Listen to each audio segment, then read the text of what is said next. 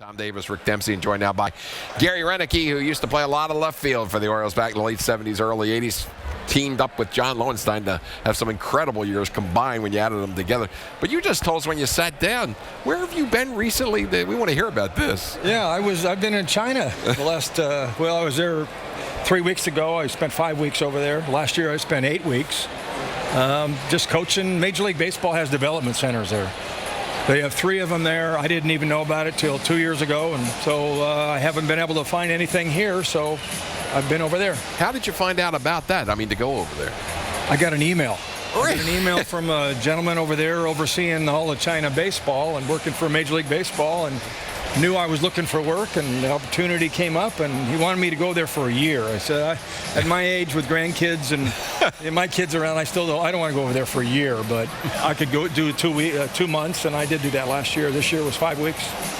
Rhino, to change the subject a little bit, let's talk a little bit about maybe 1983.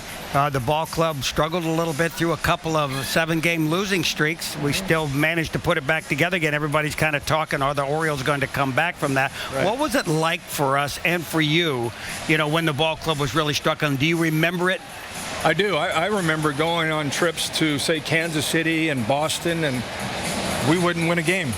And it looked like that we forgot how to play baseball. We didn't do the little things. We didn't hit. We didn't pitch.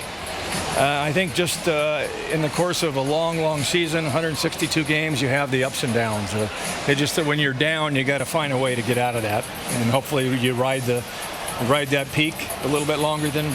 Do you remember? I mean, I have a hard time remembering it myself. What did we do that really changed it back around again and put the momentum in our favor? I don't. We had our meetings, off and on, but that 83 team, Earl wasn't around, so we didn't have as many meetings. I just think we had veteran leadership. We had a core of that 79 team that was on that 83 team, and I just think that we knew we were better than this, and when you had a great pitching staff that we had, I think we needed one of those guys to step up and pitch a shutout or 1 run, and you get a win, and then you kind of go from there. We've talked about it in the past, but you've got one famous home run from the Equitable Trust, but when Equitable used to be a bank here in Baltimore, you hit that grand slam home run and somebody won $1 million off. I remember that. I remember that. Yeah. Yeah. I think they told me that after I did that the sponsor decided not to do that anymore. that something like this could could come true. But in Yankee Stadium, I do remember where I hit it. Did you get a little cut of the action? Nothing. Always worried about that. I got a videotape of the home run. That was my cut. But I hit it off a good friend of mine, a former teammate. When I went to New York, Dennis Rasmussen was a left-hand pitcher, and our best pitcher for the Yankees in '86, and that's the pitcher for the Yankees I hit it against in '84.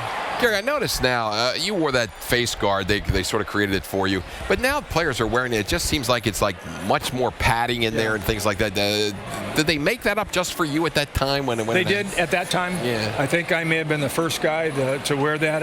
I don't think they even thought of an extension from the helmet. That same color like what they're wearing now. Yeah.